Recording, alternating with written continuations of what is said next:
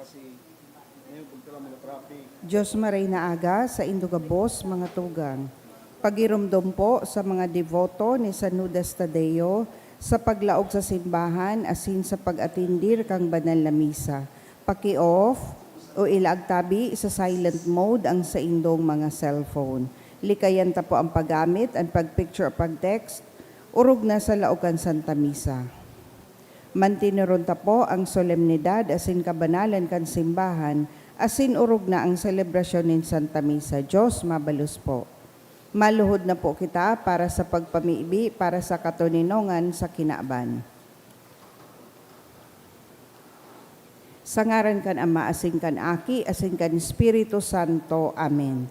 Mahirakon asin maugayo na Ama, dai ka masasabutan nin si isay man na nagsasabuag nin iriwal.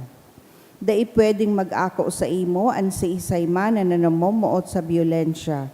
Bantayi kami sa samong makatawong kamugtakan na binabalo nin mga mabangis na kahorasaan, biyolensya asin kagadanan. Rangaha an sa imong kaakian, asin buksan ang samong mga puso sa paglaom. Tanganing sa giraray, mamidbidan ang mga aldaw nin seguridad asin katuninongan. Lugod pa man si Santa Maria, ina nin kaligtasan asin reyna nin katuninongan, tabangan ang gabos na nagkakapot nin mga armas na nakakagadan, asin nakakalupog, nabutasan na ang saindang mga amunisyon. Ang mga nagwawasiwas nin kapangyarihan sa katawohan, nasunodon ang lay kan banuaan asin galangan ang kabanalan nin buhay.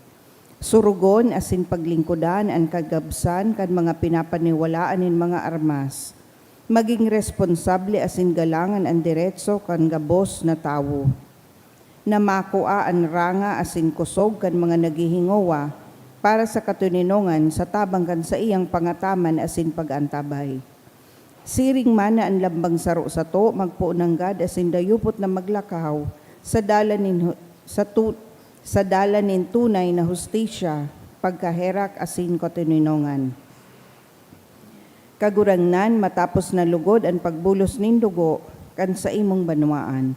Inigabos sinahagad mi sa ngaran ni Jesucristo, Prinsipe nin katuninongan. Amen. Sa ngaran kan Ama asin kan Aki asin kan Espiritu Santo. Amen. Tukaw tabi.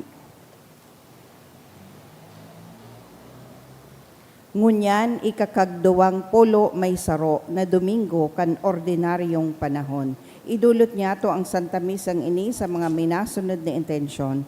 Mga misa pasasalamat, kahagadan kang Ubusan Family, Build East Construction and Supply Incorporated, Beatriz Merdegia, Christine and Jojo de la Rama and Family, Talangan Besa Family. Para sa birthday Thanksgiving of Antonio Molina, kahagadan ni Maria Regina R. Molina. Pasasalamat for all the graces ni Mary Fee Orinoco. Pasasalamat man kang Black Ram Builders. Pasasalamat for the gift of life of Anthony Wongson, kahagadan ni Donato and Wongson family. Asin man pasasalamat ni Leo and Cynthia Ramos. Mga espesyal na kahagadan. For good spiritual, physical health and safety of my family, ni Rosie B. Asopardo Cantara and family. Para sa board exam, kahagadan kay Sarong Anonymous. For healing and fast recovery, kahagadan ni Salvador and Villaluz. Asin man sa sarong espesyal na intensyon kang Del Castillo's family. Sa kapahingaloan kan mga kalag, sa kalag ni Froilan, sa kahagadan ni Rosie B. Asopardo Cantara and family, Eduardo kan Mendoza family, Karina, Elmer, and Elmar Charvin, kahagadan kan Diskaya family, Bernardino, Jose, asin Evangeline, kan Asopardo and Cantara family, Benito Voltaire, kahagadan ni Pauline Imperial D and family, Maria Lerma, kang Aycocho family, para sa death anniversary ni Ray Anthony, kan Diaz family, sa kalag ni Anisito, kahagadan ni Fe Cadiz and family, Ramon, kan Esquilla family, sa kalag ni Melton, Jose, Josefa, Antonio, Maria, Jovito, Vicente, Elena, Rudy, Benjamin, and Roderick, kahagadan ni Tess D. and family. Luisa, asin Roberto, asin sa gabos na kalag ni Marifi Orinoco. Para sa first death anniversary ni Al John, kang Alejo family. Sa kalag ni Jessie, kahagadan ni Kathy Alamo.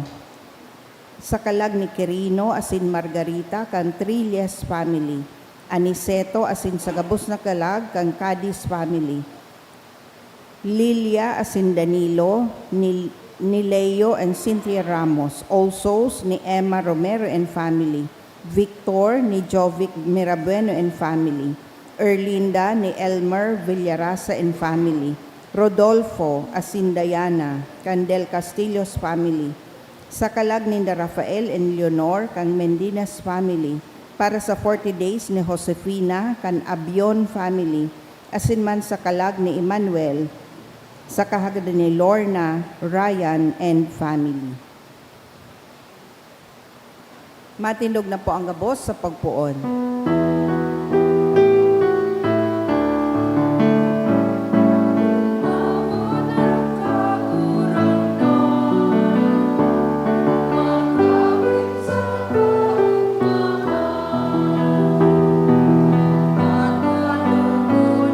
Gitara, yupon niya to ang trompeta,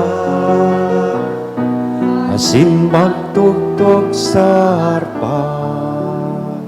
Good morning. Good morning, Father. Sa rong komunidad, kita po nagkakatiripon ngunyan sa pag-umaw asin pagpasalamat sa kagurangnan. Sa ngaran ka nama, kan aki, asin ka na Espiritu Santo. Amen. An kagurangnan mapas sa indo. Asin sa imong Espiritu.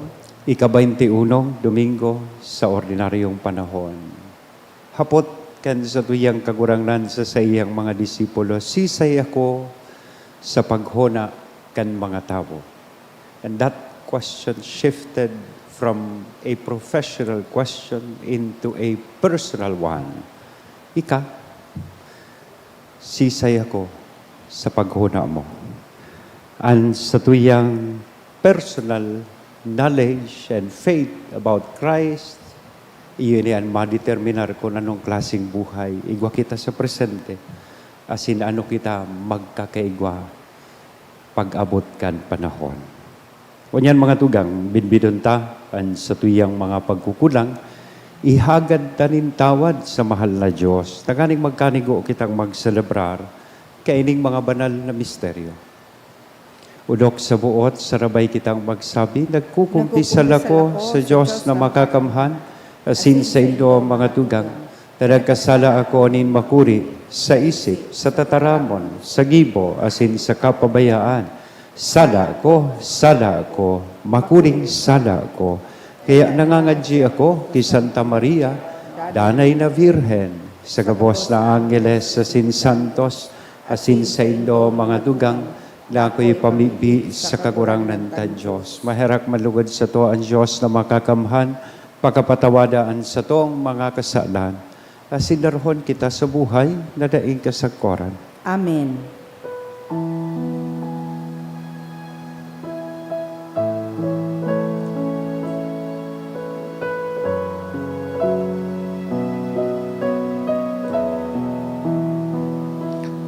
Kagurangnan, mahera ka.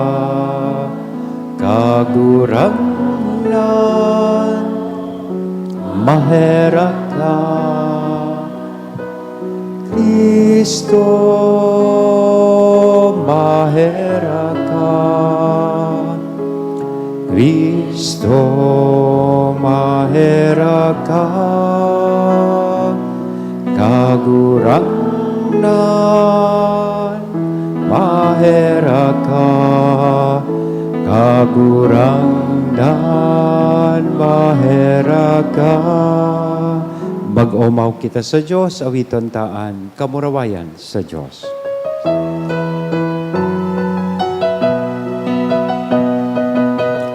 Yan sa Diyos sa kanitaasan, asin sa daga katoninongan, sa mga tawong marahayan buo. Inoong maumi ka, rinurukyaw mi ka, sinasamba mi ka, pinapamuraway mi ka, pinapasalamatan mi ka, hulikan dakula mong kamurawayan.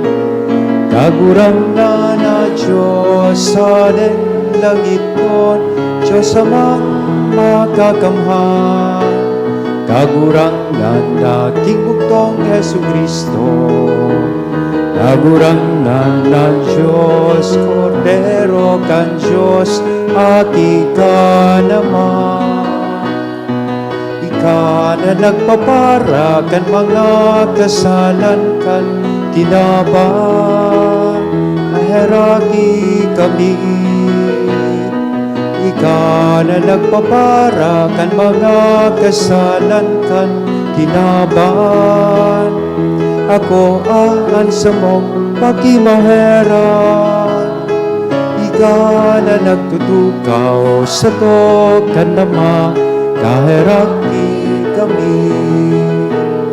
Kaikasanan, banal ikasanan, kagurangnan, ikasanan, urok, kahalangkaw.